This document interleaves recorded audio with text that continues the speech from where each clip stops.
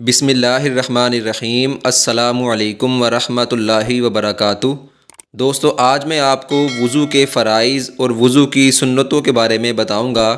دن میں ہم 5 مرتبہ نماز کے لیے وضو کرتے ہیں، اس لیے ہمیں وضو کے فرائض اور سنتوں کے بارے میں اچھی طرح یاد ہونا چاہیے۔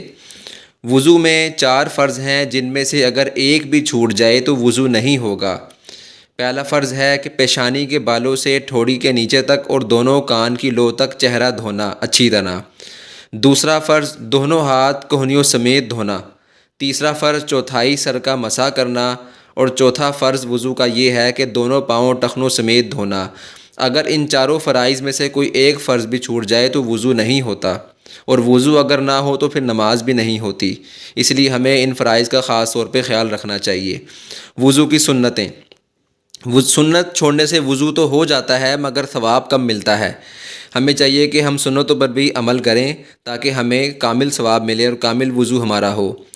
وضو کی پہلی سنت نیت کرنا، وضو کرنے کی نیت کرنا۔ دوسری سنت وضو کے شروع میں بسم اللہ پڑھنا۔ تیسری سنت پہلے 3 بار دونوں ہاتھ گٹوں تک دھونا یعنی کلائیوں تک دھونا۔ چوتھی سنت 3 بار کلی کرنا۔ پانچویں سنت مسواک کرنا۔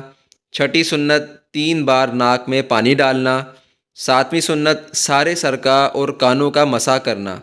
آٹھویں سنت چوتھائی سر کا مسح فرض ہے اور سارے سر کا پورے سر کا مسح سنت ہے۔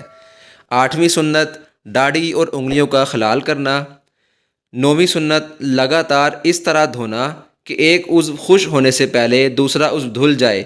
10ویں سنت ترتیب وار دھونا، یعنی پہلے چہرہ دھوئیں، پھر اس کے بعد کہنیوں سمیت ہاتھ دھوئیں، پھر سر کا مسح کریں اور پھر پاؤں دھوئیں۔ ان سنتوں پہ ہم نے عمل کرنا ہے۔ اللہ تعالی ہمیں عمل کرنے کی اور اس کو دوسروں تک پہنچانے کی توفیق نصیب فرمائے۔ جزاکم اللہ خیرہ۔